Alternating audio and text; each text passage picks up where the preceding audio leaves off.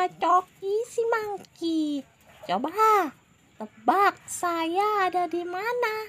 Saya sekarang ada di kebun jahe.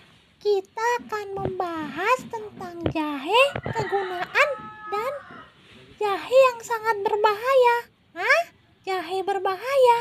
Ayo ikuti saya.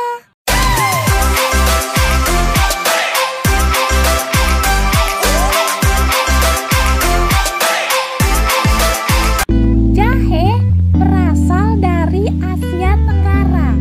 Tanaman jahe ini kemudian menyebar ke berbagai negara. Jahe terkenal karena aromanya yang khas. Jahe dijadikan bahan masak sekaligus pengobatan alternatif di Cina, India, hingga Timur Tengah. Saat memilih jahe, bila ingin digunakan untuk obat, pilihlah jahe yang masih segar dan halus, tidak berjamur. Jahe sangat baik digunakan dalam mengatasi masalah pencernaan.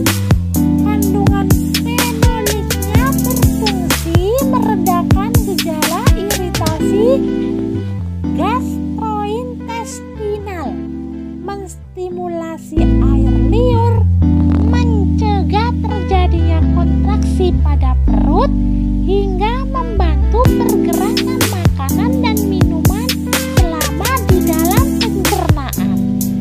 Jahe juga disebut sebagai karminatif, suatu substansi yang dapat membantu mengeluarkan gas berlebih yang ada di sistem pencernaan. Nah, untuk yang perut kembung, biar mudah tuh buang gasnya, biar plong. Hihihi. Bila perut terasa mual, vertigo, maupun efek samping pengobatan kanker juga bisa menjadikan jahe sebagai minuman. Jahe yang diolah dalam bentuk permen juga dapat bekerja dengan baik untuk mengatasi mual yang diderita ibu hamil. Jahe juga dapat mengurangi rasa sakit otot yang diderita akibat kelebihan berolahraga atau nyeri pinggang pada wanita haid. Rasa hangat jahe dipercaya mampu mengurangi rasa nyeri pada otot hingga 25%. Hal ini telah diteliti oleh University of Georgia.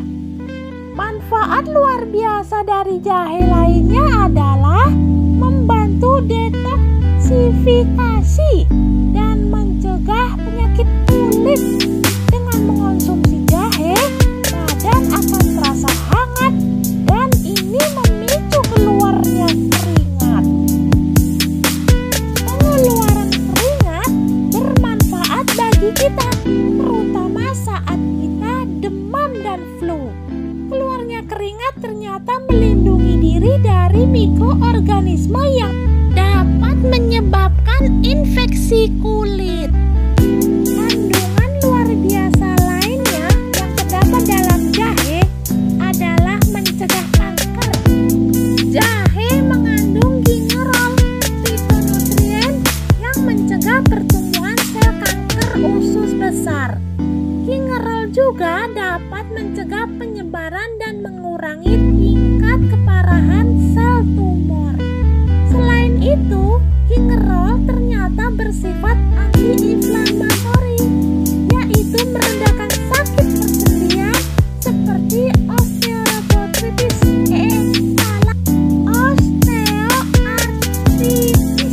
Aduh, Coki tulisin aja deh, saya bacanya. Dan rematik. Mengonsumsi jahe selain mengurangi rasa nyeri juga mengurangi pembengkakan pada bagian yang sakit.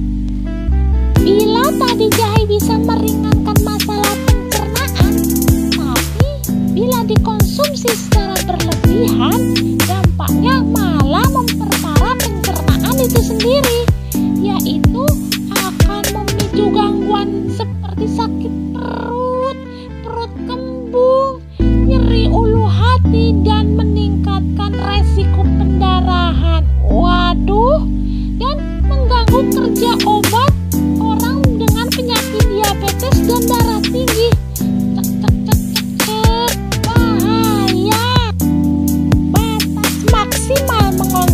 jahe adalah 5 gram perharinya. Jangan lebih dari itu ya. Kalau lebih dari itu, siap-siap kita akan keluar masuk kamar mandi.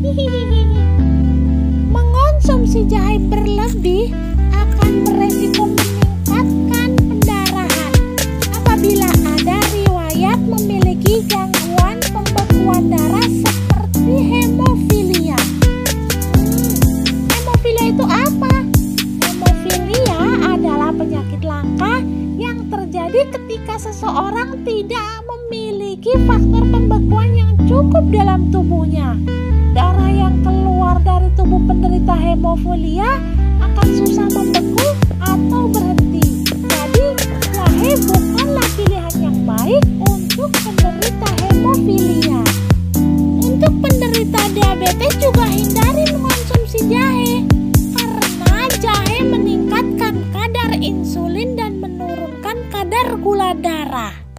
Jahe juga mempengaruhi cara kerja obat dengan penyakit diabetes dan akan membuat penderita diabetes harus melakukan penyesuaian dosis ulang. Jahe bila dikonsumsi berlebih mempengaruhi kinerja jantung. Jadi secukupnya saja ya, jangan berlebihan. Sebaiknya bagi penderita darah tinggi juga jangan mengonsumsi jahe berlebih ya. Beberapa kasus alergi juga bisa terjadi disebabkan oleh jahe, seperti gatal tenggorokan, bengkak di area rongga mulut dan wajah, atau bahkan sesak napas. Alergi harus ditangani secara tepat, sebab pembengkakan yang terjadi ke tenggorokan bisa menutup jalan nafas. Nah, kawan-kawan, segala sesuatunya asal tidak berlebihan pasti memberikan manfaat bagi tubuh kita. Perlu diketahui juga bahwa tumbuhan jahe ini memang komoditas ekspor yang diminati, seperti halnya lada dan cengkeh. Jahe yang dihasilkan di Indonesia ada 3, yaitu jahe emprit, jahe gajah, dan jahe merah. Tapi pasar ekspor lebih mengutamakan jahe gajah. Mungkin karena besar-besar ya he. Negara pengepul jahe gajah adalah Belanda. Bahkan Belanda sampai menjualnya lagi ke beberapa negara Eropa lainnya dengan harga tinggi. Tapi primadona jahe di negara kita adalah jahe merah dan jahe emprit. Mantap untuk petani jahe Indonesia. Terima kasih telah menyaksikan video ini. Semoga bermanfaat.